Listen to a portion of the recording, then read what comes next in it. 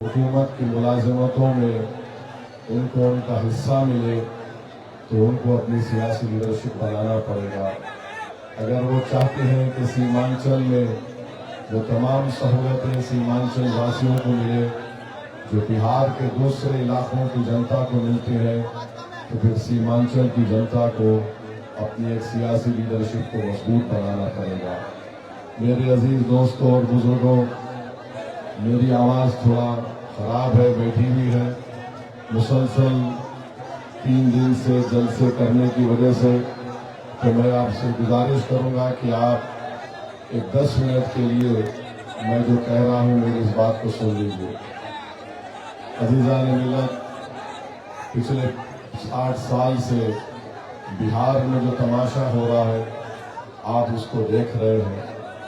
कभी कांग्रेस को इक़्तिदार मिला तो कभी राजद को मिला तो कभी नीतीश कुमार को, तो बीच में बीजेपी भी उनके साथ रही। सवाल ये पैदा होता है कि बिहार के 19% मुसलमानों ने क्या हासिल किया।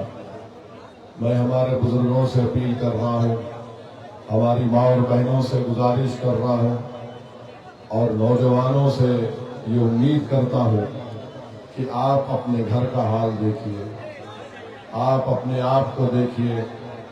अपने घर में अगर कोई 15-16 साल का बच्चा है तो उसकी तरफ देखकर आप फैसला करिए। असदुद्दीन ओवैसी जो बात आपके सामने कह रहा है उसमें सच्चाई है या नहीं। आखिर कब तक हम इस नाइंसाफी को बर्दाश्त करेंगे? आखिर कब तक हम सिर्फ वोट डालने वाले बनकर रह जाएंगे? क्या हम में इतनी काबिलियत नहीं है कि हम एक शहरी बन सकें जहां पर हमको हमारे तमाम हुकूक मिल सके? मेरे अजीज दोस्तों और बुजुर्गों, आप जानते हैं कि बलरामपुर से बरसों से यहाँ पर एक साहब विधायक एमएलए बनते हैं।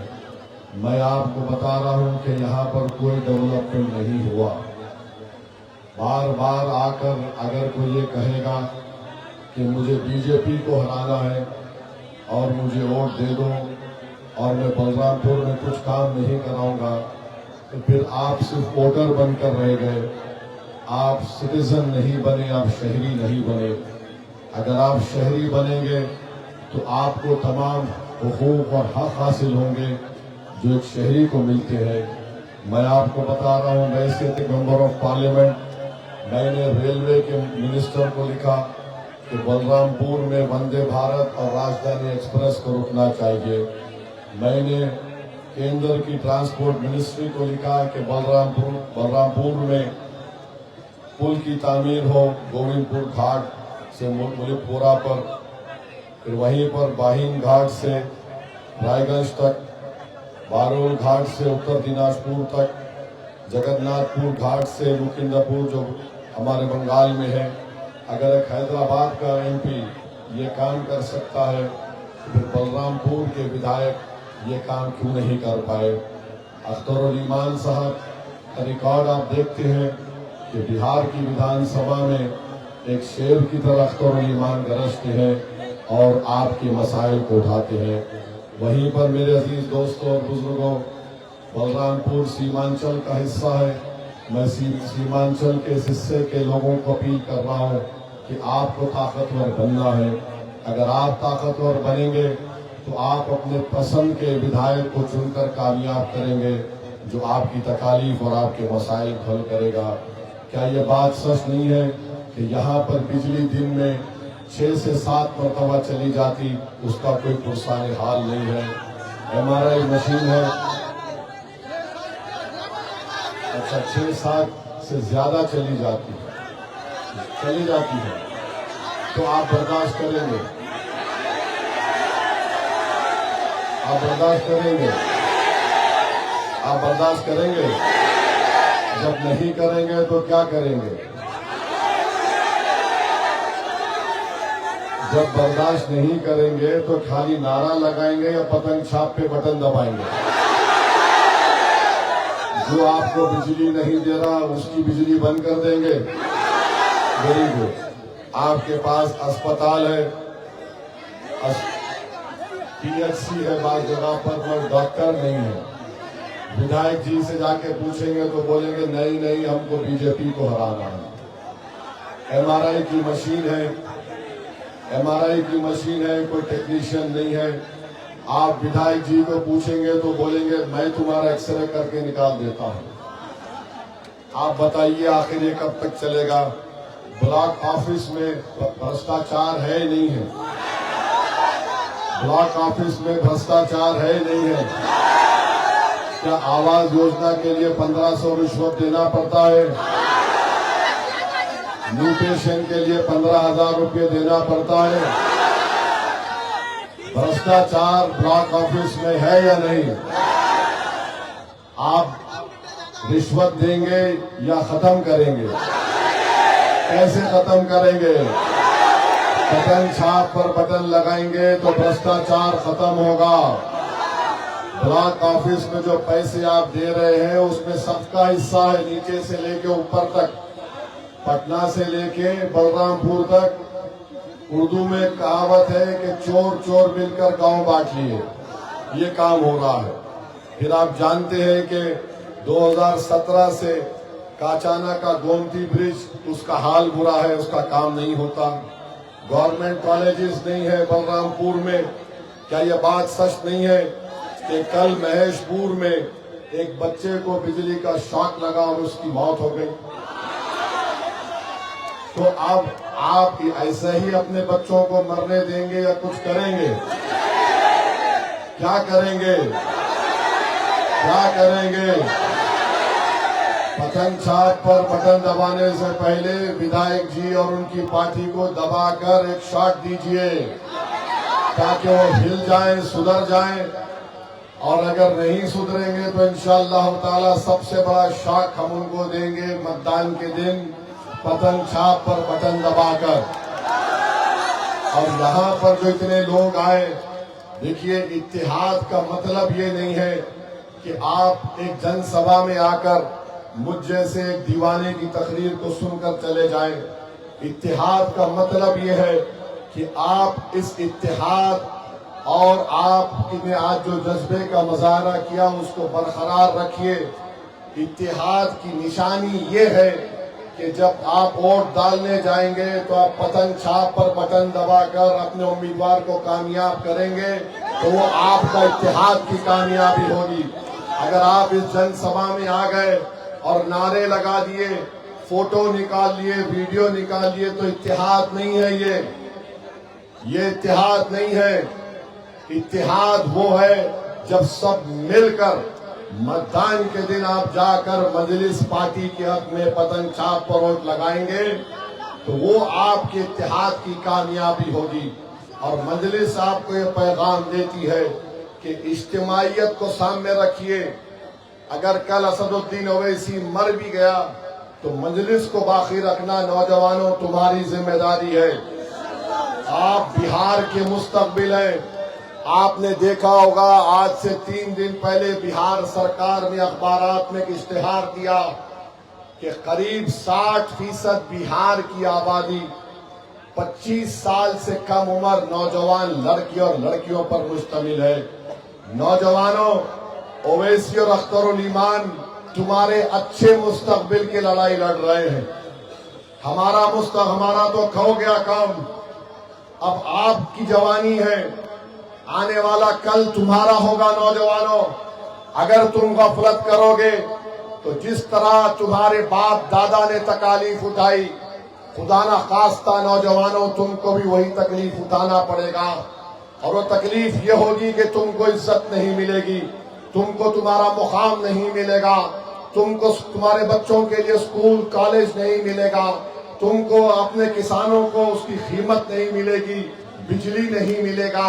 यही सिलसिला चलता रहेगा। क्यों? क्योंकि ये सब लोग जान चुके हैं कि इनसे सिर्फ वोट हासिल करो, यकीनन मोदी अमित शाह को हम हराएंगे इंशाअल्लाह ताला। और हराएंगे, और जितने शहरी के हुकूक है जो संविधान ने हमको दिए उसको हासिल करेंगे। जिस पार्टी को आपने वोट दिया वो सिर्फ वोट हासिल किया, आपके हुकूक नहीं दिए। मजलिस ये कह रही है कि वोट भी दो, बीजेपी आरएसएस को हराएंगे, जिसने धोखा दिया उनको हराएंगे और आपके हुकूक आपको दिलाएंगे। देखो नौजवानों, बुजुर्गों, माँ और बहनों, फर्क को महसूस करो। एक सिर्फ वोटर होता है, एक शहरी होता है, सिटीजन। वोटर सिर्फ वोट डाल के जाके सो जाता और वो इस उम्मीद पर घर को जाके सो जाता कि कुछ बदलेगा नहीं। अगर तुम शहरी बनोगे, मैं तुमसे वादा कर रहा हूं, हम सीमांचल पर एक इनकलाब लाएंगे, सबको नीचे से लेकर ऊपर तक बदल देंगे। आप तैयार हैं नीचे से लेकर ऊपर तक बदलने के लिए? आप तैयार हैं कि हम सब बदल दें, भ्रष्टाचार को खत्म करें, बिजली बराबर मिले, पुल बने? तो फिर आपको इनकलाब पैदा करना पड़ेगा। तो तैयार हैं नौजवानों, बुजुर्गों, आप तैयार हैं? सिर्फ यहां पर हाथ उठाकर घर में जाके सो नहीं जाना, सो नहीं जाना।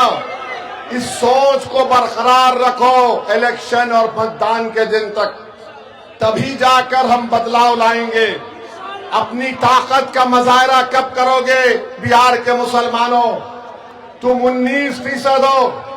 याद रखो, अगर तुम मुत्तहिदा तौर पर अपने वोट का इस्तेमाल करोगे तो कोई हुकूमत नहीं बना सकेगा, कोई मुख्यमंत्री नहीं बन सकेगा। तुम्हारा हाल एक हाथी की तरह है। हाथी को अपनी ताकत का अंदाजा नहीं होता। तुम में बहुत ताकत है, तुम सिर्फ एक करवट लो, तुम सिर्फ खड़े हो जाओ। देखो नीचे से ऊपर तक एक इनकलाब आएगा, तूफान आएगा, जो नौजवानों तुम्हारे मुस्तकबिल को अच्छा करेगा। तो ये लड़ाई नौजवानों की है, ये लड़ाई उन 25 साल से कम उम्र बच्चों की है, जो कल आने वाला कल उनका हो सकता है। अगर तुम बेदार नहीं होगे, अगर तुम इसी तरह वोटर बनोगे तो फिर कुछ नहीं मिलेगा। आप वोटर बनेंगे या शहरी बनेंगे, हमको बताओ। आप वोटर बनेंगे या शहरी बनेंगे, बताओ। बीजेपी से मत डरो, अल्लाह से डरो, और बीजेपी हारेगी इंशाअल्लाह ताला। और हम मोदी अमित शाह को बोलते हैं कि जब सीमांचल को आप आते हैं तो सीमांचल की जनता को बदनाम मत करो मोदी कि यहां पर घुसपैठी आ गए। इस सीमांचल की सरजमीन पर एक एक बच्चा, एक एक हमारी माँ, हमारी बहन, एक एक बुजुर्ग भारत का है, कोई बांग्लादेशी नहीं है। कोई बांग्लादेशी है? हम सब भारत के हैं ना। अब मोदी आकर बोलते हैं यहां पर घुसपैठी आ गए, तो उसका जवाब यह है कि मोदी को हम बोलते हैं 11 साल से प्रधानमंत्री मोदी है या सीमांचल का कोई शख्स है, बताओ। होम मिनिस्टर, गृह मंत्री अमित शाह है या फिर वारिस पठान है, हमको बताओ। तो फिर तुम्हारे नाक के नीचे अगर कोई बांग्लादेशी आ गया तो तुम नाकाम, तुम कुर्सी छोड़ के जाओ। मगर मोदी आके फिर बोलेंगे डरना नहीं, डरना नहीं, ये हारेंगे इंशाअल्लाह ताला। आप और हम मिलके हराएंगे मोदी को, भारत को और सीमांचल को बचाएंगे, बिहार को बचाएंगे। और जब अगर कोई आरएसएस का आदमी बोलेगा अरे सीमांचल में बांग्लादेशी है, तो बोलना सीमांचल में नहीं है, दिल्ली में मोदी की एक मुंह बोली बहन है, जिसको बांग्लादेश की जनता ने भगाया तो वो मोदी के पास आ गई। मोदी ने कहा मेरी बहना मेरे छत्र छाया में रहना। हम मोदी जी को बोलेंगे आप सीमांचल को लाओ, हम उसको बताएंगे बांग्लादेश का रास्ता और उसको धकेल देंगे बांग्लादेश में। कितना जुल्म किया जा रहा है बंगाल के हमारे बंगाली जबान बोलने वाले मुसलमानों को पकड़कर उठाकर बांग्लादेश में फेंक देते हैं। आज अखबार में रिपोर्ट पढ़ा कि कोलकाता हाई कोर्ट ने कहा कि 4 हफ्ते में वो जो 2 बंगाली मुसलमानों को मोदी की हुकूमत ने बांग्लादेश में ढकेल दिया, उनको वापस लाओ। उसमें हमारी एक बहन है, 8 महीने की प्रेग्नेंट है, हामिला है, उसको पकड़कर बांग्लादेश में फेंक दिए। ये जुल्म का खात्मा होगा। और याद रखो, मोदी, नीतीश कुमार, चिराग पासवान और कुशवाहा साहब ने मिलकर एक ऐसा कानून बनाया है जिसके जरिए हमारी मस्जिद को छीनना चाहते हैं, हमारे दरगाहों को छीनना चाहते हैं, हमारे कब्रस्तानों को छीनना चाहते हैं। वक्फ का मालिक कौन होता है बताओ? वक्फ का मालिक कौन होता है? जोर से बोलो, वक्फ का मालिक कौन हो सकता है? जोर से बोलो ताकि दिल्ली तक आवाज जाए, वक्फ का मालिक अल्लाह। अब मोदी बोलते नहीं, मैं मालिक बनूंगा। मोदी जी, आप टकरा नहीं सकते जमीन व आसमान के खालिक से इंशाअल्लाह ताला। ये हासिल करना चाहते हैं। जब वोट डालने जाओगे तो याद रखना ये भी कि जब मोदी की पार्टी ने, नीतीश कुमार ने, चिराग पासवान ने ये कानून लाया तो भारत की पार्लियामेंट में आपका भाई, आपका बेटा, आपका खादिम असदुद्दीन ओवैसी ने उस बिल की धज्जियां उड़ा दी, कानून और संविधान का हवाला देकर। हमने कहा ये राइट टू इक्वालिटी के खिलाफ है, आर्टिकल 25, 26, 29 के खिलाफ है, ये ऑन पैरिटी उसके खिलाफ है कि हिंदू धर्म के बोर्ड में सिर्फ हिंदू मेंबर बनेगा और मेरे मुस्लिम वक्फ बोर्ड में 3 गैर मुस्लिम कैसा बनेंगे बताओ। बोध गाया है बिहार में, उसका मेंबर सिर्फ हिंदू और बौद्ध मजहब का आदमी बन सकता है। जब वोट डालने जाएंगे याद रखना कि असदुद्दीन ओवैसी तुम्हारे कादिम ने पूरे देश के सामने पैगाम दिया कि मोदी जो कानून बना रहा वो काला कानून है। हमने उस कानून की कॉपी को फाड़कर पार्लियामेंट में फेंक कर कहा यह कानून गलत बन रहा है। तो मेरे अजीज दोस्तों और बुजुर्गों, क्या आप इत्तेहाद को मजबूत करेंगे? इत्तेहाद को मजबूत करेंगे। याद रखो, इत्तेहाद जिंदगी है, इत्तेहाद जिंदगी और इंतशार मौत है। हमने सब कोशिश कर ली गठबंधन में जाने के लिए, खत लिख दिया लालू जी को, तेजस्वी को। अब बिहार की जनता जानती है, सीमांचल का बच्चा बच्चा जानता है, भारत जानता है कि ओवैसी और अख्तरुल ईमान ने बीजेपी को रोकने की कोशिश की बिहार में, और कौन रोकना नहीं चाहता वो आप जानते हैं, और आपको इसका भी फैसला करना पड़ेगा। तो वोटर बनकर नहीं, शहरी बनकर वोट देना है। आपके राइट्स आपको मिलना है और मिलेंगे इंशाअल्लाह ताला।